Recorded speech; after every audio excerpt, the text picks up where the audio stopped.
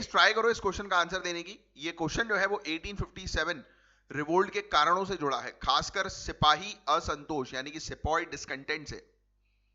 तो general service enlistment act 1856, ये कानून गाइस, इस कानून ने बंगाल आर्मी के नए रिक्रूट्स के लिए ये मैंडेटरी कर दिया था कि उन्हें जनरल सर्विस के लिए रेडी रहना होगा, जिसका मतलब था ओवरसीज सर्विस, समुद्र पार भी सेवा करना।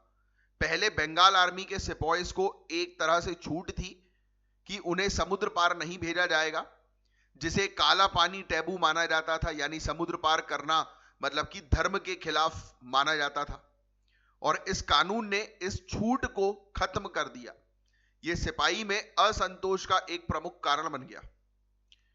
फिर गवर्नर जनरल की बात करें तो यह एक्ट 1856 में पास हुआ था जब लॉर्ड कैनिन भारत के गवर्नर जनरल बनकर आए थे 1856 से लेकर 1862 के टाइम पीरियड पे।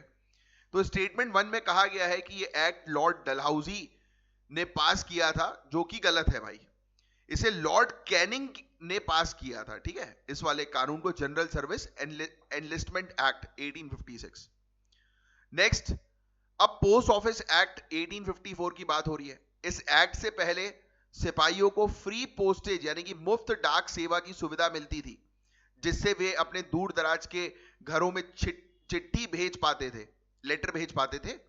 और 1854 के पोस्ट ऑफिस एक्ट ने इस प्रिविलेज को वापस ले लिया और सभी के लिए यूनिफॉर्म पोस्टल रेट्स लागू कर दिए। यह भी सिपाहियों के आर्थिक और भावनात्मक असंतोष का एक कारण बन गया, क्योंकि सिपाहियों को पैसा देना पड़ रहा था।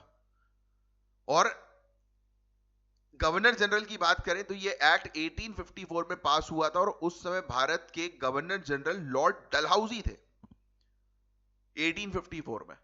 तो स्टेटमेंट 2 में एक्ट को सही बताया गया है, फ्री पोस्टेज प्रिविलेज विड्रॉ हुआ, लेकिन गवर्नर जनरल का नाम लॉर्ड कैनिंग बताया गया है, जो कि गलत है।